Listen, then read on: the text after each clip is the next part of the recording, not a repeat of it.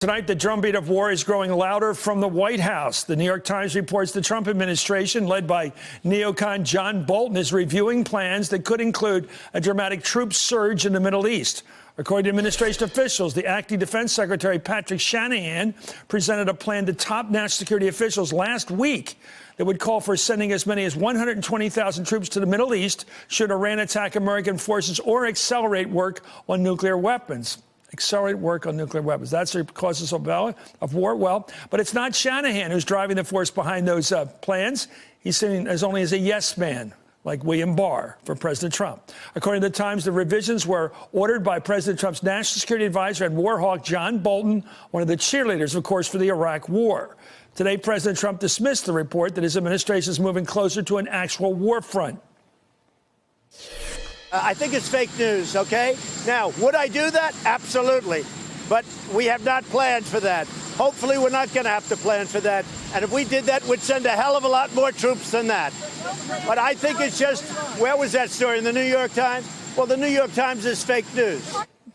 Well, there could be some good reason for that response from the president. The New York Times notes it is unclear whether the president has been briefed on the number of troops or other details in the plan. Where I'm joined by Peter Baker, chief White House correspondent at the New York Times, and Nayera Hack, former State Department senior advisor. Both of you, Nayera, thank you. And Peter, is it possible the president of the United States has so outsourced his foreign policy to a neocon hawk that he doesn't know what the hell's going on? Well, it's certainly possible that they have discussed war plans without him at this point. I mean, they're not bringing them to him for actual approval. But this sounds like Desert Shield. This sounds like stage one to go to war, like we did with the Gulf War. Well, it's so interesting because he, of course, was so grudging about even keeping 3,000 troops in Syria to kind of keep things stable, or even a few thousand more in Afghanistan. So it goes against his grain, at least the nature of what he said as a candidate, which is he wanted to get us out of Middle East quagmires. So the fact that they're having this discussion doesn't mean they're necessarily going to do it, but there is a real dichotomy between the president and his national security advisor. You know, it's one thing to put the guy in the job because Sheldon Adelson wants him there. That was his one big ask that he got away with. Everybody knows this. He puts in a total hawk in there. He couldn't get something going down there in Venezuela because his little coup attempt didn't work. And now he's over there ginning up something. I mean, it seems to me if I were an Iranian moderate, if there's such a thing, I'd be reading the newspapers and say, they're putting 120,000 troops over. I better start reacting to that. Well, that's how you start a war. Everybody in the Middle East is well aware that John Bolton was the architect of the Iraq War. And let's be honest, the Iraq War was 120,000 troops as well around. So that number is a triggering number for people in the Middle East.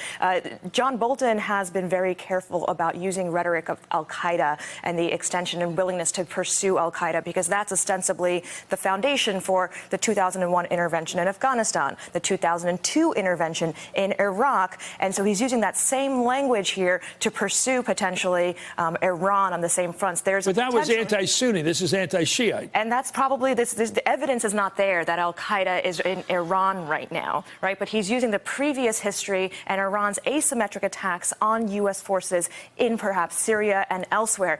Add on top of that the layer that not just Netanyahu and the Israel connection with Donald Trump, but you have the Saudi connection as well. Donald Trump has effectively outsourced foreign policy not just to John Bolton, but to Israel and Saudi interests in the Middle East. He does not have his own philosophy and theory of the case. These neocons are like little Pez dispensers. They always got a little war coming up. They push the little button, a little war comes up. It was go to war in Iraq, go to war in Iraq, go to war in Syria, go to war everywhere.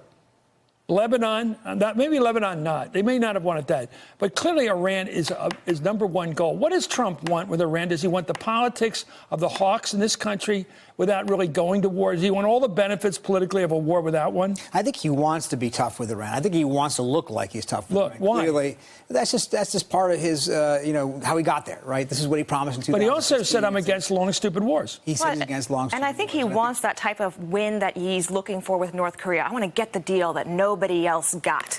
Right? The idea that he's going to be able to come in and solve this crisis. Is he playing with dynamite? Could he get a war he didn't want, he just wanted to play with? No, I think that's right. I don't think he wants a war specifically. I do think he wanted to get out. I think he thinks the wars of the last 10 years were not actually smart and useful to the United States. He said it. And Iran would be a much tougher target, frankly, than And by the way, the working class people we're going to talk to Thursday night, regular people in Pennsylvania, they didn't vote for a war hawk. Anyway, tonight in an echo of the Iraq War, an eerie echo, the Republican senator from Arkansas saying a war with Iran would be easy. Could we win a war with Iran? Yes. That didn't take you a second. 2 strikes, the first strike and the last strike.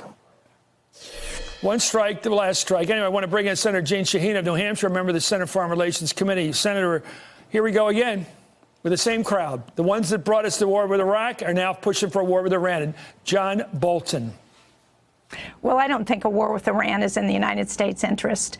And we've certainly had inconsistent messaging when it comes to Iran. The president pulled out of the JCPOA in a way that now, a year later, we're seeing Iran start to talk about enriching uranium and acquiring a nuclear weapon. He's pulling out our troops in Syria and Iraq, and a small number of troops were there keeping northeast Syria stable, keeping U.S. influence there when Iran and Russia were coming into Syria. And he's alienated the European allies in a way that means that they are less likely to help us get Iran back to the table to address a nuclear weapon. You know, Senator, you know the history, and everybody at this table knows the history. Iran's a real country. You may not like its leadership right now, the Ayatollahs, but Persia's real. It wasn't created by Winston Churchill or anybody. It's a real country with a real military force that was developed over the years by the Shah with Western help, Israeli help. It's got a real military reality. Why would we want to go to a fighting, shooting war with a country like Iran? It is not like fighting with Iraq or something like that. It's not a paper tiger. It's real. Why do we want to do this?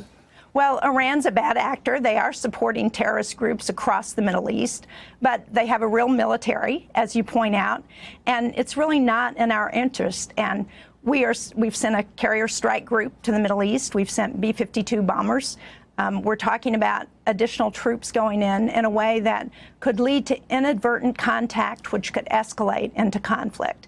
And that's really not in America's interest. What do you mean of your colleagues? What do you think of your colleagues that seem to have learned no lesson from the Iraq war? 100,000 people dead, 4,000 of our people dead, a lot of them maimed. A war that got us nowhere except it took away the buffer between us and Iran, between Iran and the Israelis. Right. It served no purpose in helping Israel, no matter what the motive for the war was. It certainly didn't work out that way. It wasn't the road to Jerusalem is through Baghdad or anything like that. That didn't work out, the neocon line. It didn't work out. So why do they want to do it again? Why is this guy Cotton? Is he nuts? Why does Cotton want to go to another war? I think that's not clear. As you point out, we should have learned something from this history, that we need to be increasing our diplomatic stance in the Middle East rather than increasing our military stance. It's one thing to be clear that we're going to be strong, but we also need to work with our allies in Europe and to try and get Iran back to the table. Hey there, I'm Chris Hayes from MSNBC. Thanks for watching MSNBC on YouTube. If you want to keep up to date with the videos we're putting out, you can click subscribe just below me or click over on this list to see lots of other great videos.